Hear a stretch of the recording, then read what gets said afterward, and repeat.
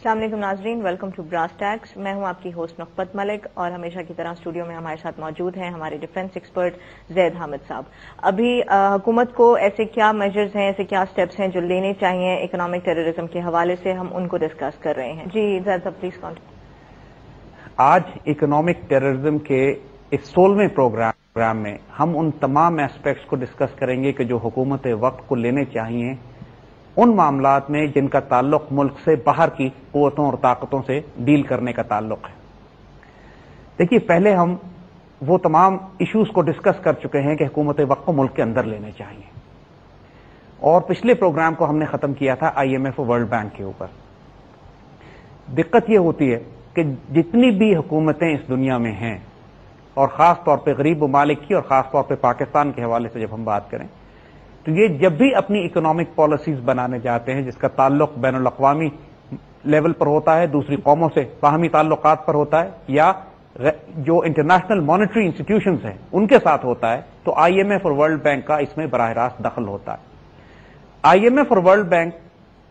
Zionist economic model के सबसे बड़े फितने, इनके गढ़, इनके थिंक टैंक्स, इनके वो इदारे हैं जिनके जरिए ये गारतगरी करते हैं, दहशतगर्दी करते हैं, जिसके जरिए ये पूरे मुल्कों को इकोनॉमिक इंस्लेवमेंट में, गुलामी में डालते हैं और तबाह बर्बाद करते हैं। इनका तरीका वारदात क्या है, थोड़ा सा हम आपको बताते हैं। देखिए, जब भी कोई मुल्क गरीब होता है, मोहताज होता है, पैसों की जरूरत में होता है, तो ये पहुंचते हैं उसको कर्ज देने के लिए। मगर सिर्फ कर्ज नहीं देते,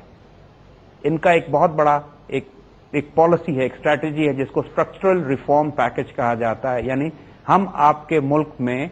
आपके इदारों को, आपके जो जिस निजाम के तहत आप अपने इकोनॉमिक मॉडल को या अपने मुल्क के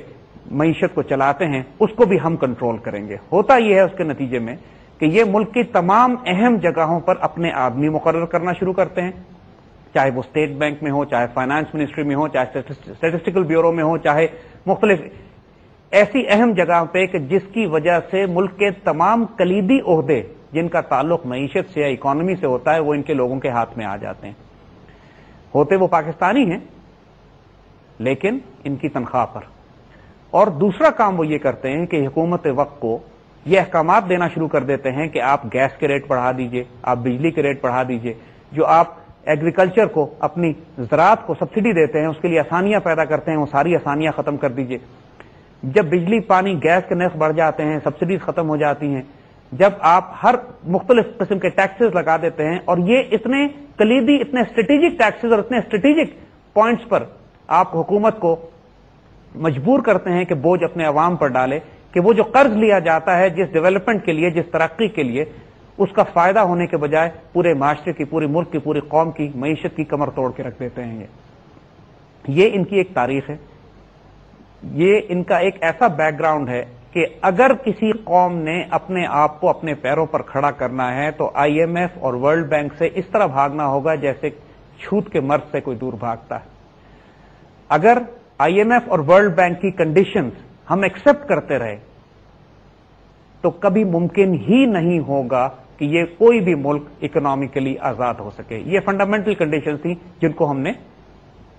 पहले टच इसलिए किया कि आगे जो कुछ हम बताएंगे उसका बराह रास्त तसादुम होगा वर्ल्ड बैंक और IMF की पॉलिसीज के साथ, क्योंकि IMF और वर्ल्ड बैंक की पॉलिसीज ये हैं, पर्टिकुलरली IMF की, कि कोई मुल्क दोबारा अब गोल्ड स्टैंडर्ड्स पे नहीं जा सकता है। और जाहिर है हमने गोल्ड स्टैंडर्ड्स पे जाना है, हमने इनसे जंग करनी है। और दुनिया में अगर ये तकरीबन तमाम गरीब ममालिक जो IMF और वर्ल्ड बैंक के चंगल में फंसे हुए हैं, जब भी अटेम्प्ट करते हैं अपने आप को आजाद कराने की, तो सबसे पहली लड़ाई उनकी IMF ही से होती है, या सबसे पहले उनकी जंग वर्ल्ड बैंक से होती है। अब हम आपको कुछ उन इश्यूज की तरफ लेकर आते हैं कि जो हुकूमत वक्त को लेने चाहिए अपने आप को माशी तौर पर इकोनॉमिकली इंडिपेंडेंट करने के लिए, ताकि ये मुल्क अपने पैरों पर खड़ा हो सके। देखिए, सबसे पहले जो हुकूमत वक्त को काम करना चाहिए वो ये कि आप डॉलर को रिजेक्ट करें। डॉलर बेस्ड इकोनॉमिक सिस्टम जो दुनिया में फैला हुआ है, इसको अवॉइड करना है, इसको रिजेक्ट करना है। जिस तरह वर्ल्ड बैंक और IMF से आपने दूर भागना है, इसी तरह डॉलर बेस्ड इकोनॉमिक सिस्टम के ऑल्टरनेट्स आपने तलाश करने हैं। देखिए, कुफर के निजाम में, इस पेपर बेस्ड इकोनॉमिक सिस्टम में भी, इस फॉल्स क्रेडिट इकोनॉमिक सिस्टम में भी, इस फ्रैक्शनल रिजर्व बैंकिंग में भी जो मुख्तलिफ करेंसीज हैं जो कुफर इस्तेमाल करता है, इन करेंसीज को भी आपस में टकराया जा सकता है, आपस में लड़ाया जा सकता है, जिसके नतीजे में जो एक मुसलमान इकोनॉमिक ऑर्डर है उसको निकालने के लिए हमारा एक रास्ता बन सके। जिस तरीके से अगर रोमन और पर्शियन एम्पायर जब हुजूर सल्लल्लाहु अलैहि वसल्लम के वक्त में आपस में टकराई तो उसके दरमियान से मुसलमानों ने अपना रास्ता निकाला, इसी तरह आजकल की इकोनॉमिक वॉर्स में भी मुख्तलिफ सिविलाइजेशंस को, मुख्तलिफ तहजीबों को, मुख्तलिफ करेंसीज को भी आपस में टकराया जा सकता है। एक करेंसी को दूसरी करेंसी से तोड़ा जा सकता है, इसको कमजोर किया जा सकता है, और ये हमने करना है। ये हमारे लिए लाजिम है कि हम उन प्राइमरी करेंसीज को जिन पर कुफर का निजाम बेस करता है, उन करेंसीज को रिजेक्ट करें, उनको अटैक करें, उनको तोड़ें, उनको तबाह करें, ताकि कुफर के निजाम को तबाह करने के लिए हमें उन पर रॉकेट्स और मिसाइल फायर करने की जरूरत नहीं है। हम उनके इकोनॉमिक सिस्टम को भी तबाह कर सकते हैं अगर हम उनकी करेंसीज को इस्तेमाल करना बंद कर दें या रिजेक्ट कर दें। इसकी मिसाल हम आपको देते हैं। ये जो ईरान के खिलाफ अमेरिकन इस वक्त सबसे ज्यादा तूफान बर्पा किए हुए हैं, और उससे पहले इन्होंने इराक के खिलाफ जो तूफान बर्पा किया था, ये राज बहुत कम लोगों को मालूम है कि असल वजह यह थी कि पूरी दुनिया में जो तेल की, ऑयल की ट्रेडिंग डॉलर्स में होती है, जिसकी वजह से पूरी दुनिया के ममालिक अपने जो स्ट्रेटेजिक रिजर्व्स हैं, जो अपने फॉरेन एक्सचेंज रिजर्व्स हैं, डॉलर्स में रखते थे, क्योंकि आलमी तिजारत में तेल, उनको एनर्जी उनको खरीदनी पड़ती थी डॉलर में। इराक ने और अब ईरान ने यह फैसला किया है, पहले इराक, और जब इराक ने यह फैसला किया कि मैं डॉलर रिजेक्ट करके यूरो से ट्रेडिंग करूंगा, उन्होंने इराक पर उस वक्त हमला किया। और अब ईरान ने यह फैसला किया है कि कुछ अरसे में डॉलर को रिजेक्ट करके ये अपनी तमाम तेल की फरोख्त यूरो में करेंगे। और इस काम में रूस और वेनेजुएला पर्टिकुलरली ये दो ममालिक हैं कि जो ईरान के साथ शामिल हुए हैं, और इन्होंने फैसला यह किया है कि अब हम अपनी एनर्जी, वेनेजुएला भी तेल और गैस, रूस भी तेल और गैस फरोख्त करता है, और ईरान भी, और इन तीनों मुल्कों ने अगर यह फैसला कर लिया मिल्क और एक ऑयल एंड गैस एक्सचेंज बना दिया जो कि यूरो बेस्ड हो, यूरो करेंसी को बेस करता हो, तो उसके नतीजे में दुनिया के तमाम वो ममालिक कि जो रूस से या ईरान से या वेनेजुएला से तेल और गैस खरीदते हैं, वो अपने रिजर्व्स कन्वर्ट करना शुरू कर देंगे डॉलर से यूरो की तरफ, और नतीजा उसका यह होगा कि डॉलर क्रैश करना शुरू करेगा, डॉलर वापस जाना शुरू होगा अमेरिका में, और अमेरिकन इकोनॉमी में अब इतनी स्ट्रेंथ नहीं रह गई है कि अरबों अरबों अरबों डॉलर जो ये फॉरेन एक्सचेंज रिजर्व से कन्वर्ट होकर जब वापस अमेरिका में पहुंचेंगे तो इकोनॉमी इसको सस्टेन ही नहीं कर सकेगी। अमेरिका पे आप 100 न्यूक्लियर मिसाइल फायर कर दीजिए, अमेरिका को इतना नुकसान नहीं पहुंचेगा जितना इस बात से कि आप एक ऑयल एक्सचेंज खोल दें जिसमें ट्रेडिंग डॉलर्स में ना हो रही हो। इस वक्त लंदन ऑयल एक्सचेंज और न्यूयॉर्क ऑयल एक्सचेंज, ये दो ऑयल एक्सचेंजेस हैं जो यहूदी जायनिस्ट कंट्रोल करते हैं, और दोनों डॉलर्स में हैं। इसके मुकाबले पे ईरान ने जो अपना सबसे ताकतवर हथियार अब लॉन्च करने की बात कर, लेकिन ईरानियों ने भी लॉन्च किया नहीं है, उन्होंने उसकी कॉन्सेप्ट दिए हैं, थ्रेट कर रहे हैं, धमकियां दे रहे हैं, लेकिन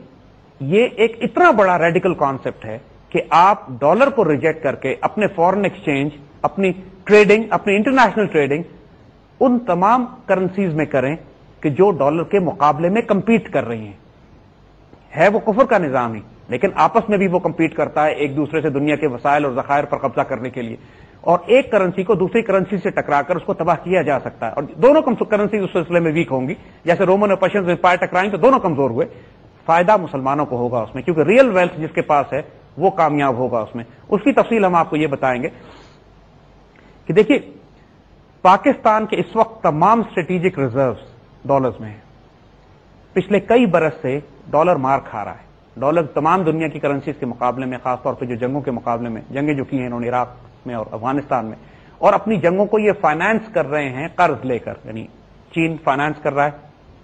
जापान, सऊदी अरेबिया, ये तमाम ममालिक जब अपने डॉलर्स अमेरिकन गवर्नमेंट को कर्ज पे देके उनसे बॉन्ड खरीद रहे हैं, और अमेरिकन गवर्नमेंट सूद पर इनसे डॉलर्स ले रही है और अपनी जंगों को फाइनेंस कर रही है, तो इसके नतीजे में एक हद होती है। इस कदर मकरूज हो चुकी है अमेरिकन गवर्नमेंट कि अब कोई उम्मीद नहीं है इन ममालिक को कि इनका ये कर्जा वापस हो सकेगा। और जिस दिन चाइना ने या जापान ने या सऊदी अरेबिया ने अमेरिकन बॉन्ड खरीदने बंद कर दिए, या यह फैसला किया कि अब हम मजीद फाइनेंसिंग नहीं करेंगे अमेरिकन वॉर्स की, उस दिन डॉलर इस तरह क्रैश करेगा जैसे हवाई जहाज जिसका इंजन बंद कर दिया जाए। डॉलर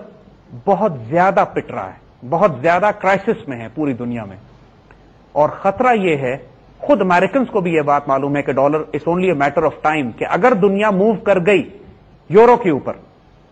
खासतौर पर एनर्जी सेक्टर में, या आपस में ममालिक ने ट्रेडिंग करनी शुरू कर दी यूरो पे या किसी दूसरी करेंसी पे डॉलर को अबैंडन करके, तो जो फॉरेन एक्सचेंज रिजर्व है, $1 ट्रिलियन के फॉरेन एक्सचेंज रिजर्व जो हैं वो चाइना के पास हैं, कितने ट्रिलियंस के सऊदी अरेबिया और मुख्तलिफ ममालिक ने अपने पास रखे हुए हैं, वो तमाम के तमाम डॉलर्स, वो तमाम की तमाम करेंसी किस तरह वापस अमेरिकन इकोनॉमी में एब्जॉर्ब होगी, मुमकिन ही नहीं है। इसीलिए अमेरिकन ने ये कॉन्सेप्ट दिया है कि हम उस सूरत में डॉलर को ही अबैंडन कर देंगे और हम अमेरिका के ऊपर चले जाएंगे, जो नई अमेरिकन नॉर्थ अमेरिकन यूनियन की करेंसी वो इजाद कर रहे हैं। पाकिस्तान को तमाम अपने फॉरेन एक्सचेंज रिजर्व्स डॉलर से कन्वर्ट करके दूसरी करेंसीज में कर लेने चाहिए। जैद साहब बात को कंटिन्यू रखेंगे, अभी हम एक छोटा सा ब्रेक ले रहे हैं, वापस आ रहे हैं। Welcome back. जी जैद साहब कंटिन्यू प्लीज। देखिए,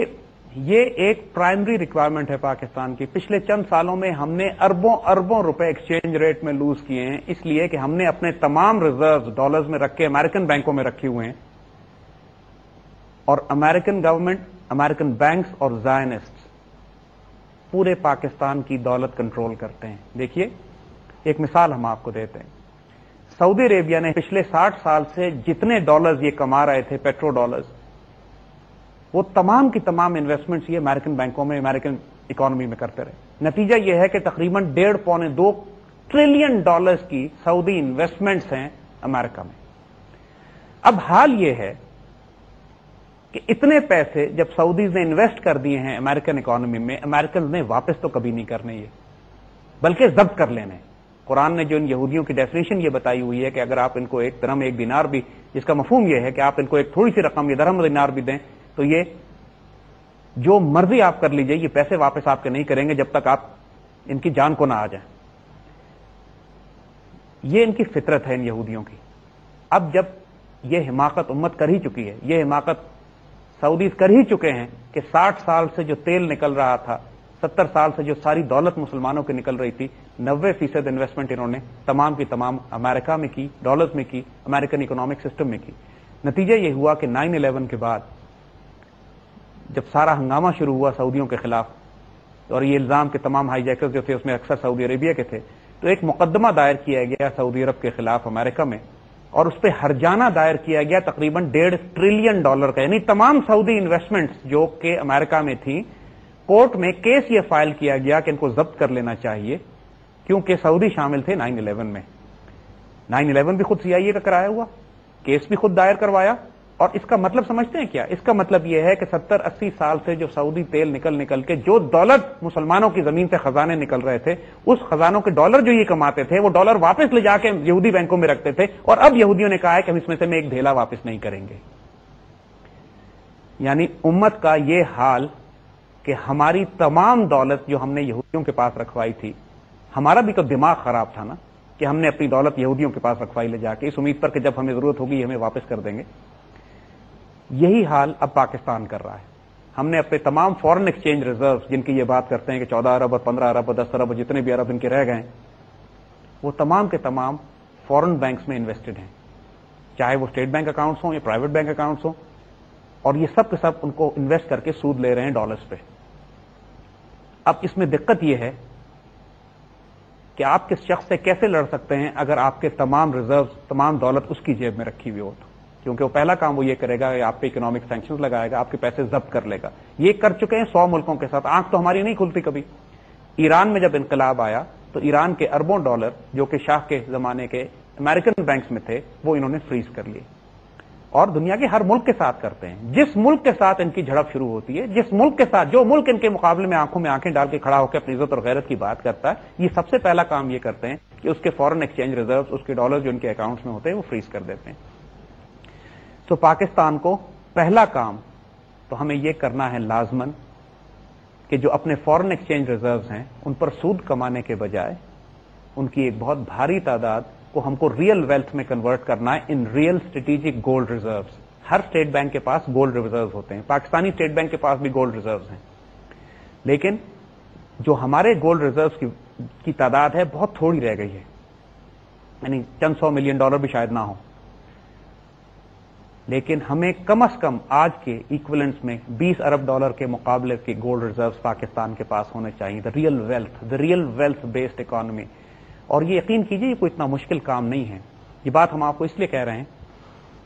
कि अगर हमारे मुल्क में खयानत ना हो, देखिए हमें पूरा सीक्वेंस बिल्ड करते हुए आए हैं कि पाकिस्तान के अंदर आपको क्या क्या स्टेप्स लेने हैं, क्या क्या मेजर्स लेने हैं कि अपने मुल्क की आमदनी बढ़ाई जा सके और जो आमदनी मुल्क में है वो जाया ना हो। प्रोसेस हम पूरा समझा चुके हैं कि ये होता किस तरह है। یہ ہمیں ایک فیک پیپر کرنسی کا قرضہ دیتے ہیں، پیپر کرنسی بھی نہیں ڈیجیٹل کرنسی کا قرض دیتے ہیں، پھر ملک کی ساری دولت ایکسپورٹ کی جاتی ہے، پھر وہی دولت ہمیں ایک بہت ہی گھٹیا اور کم قیمت پہ ہمیں اس کی پیمنٹ کی جاتی ہے جو ڈالرز میں، اور وہ ڈالر ہم واپس ان کے پاس اکاؤنٹس میں رکھ دیتے ہیں اور پھر یہ جب چاہتے ہیں ہمارے اکاؤنٹ فریز کر لیتے ہیں. یعنی ایک ایسا ناپاک نظام ہے یہ کہ جس میں پوری قوموں کو غلام بنا کے نوچا اور گھسوٹا اس طرح جاتا ہے کہ کسی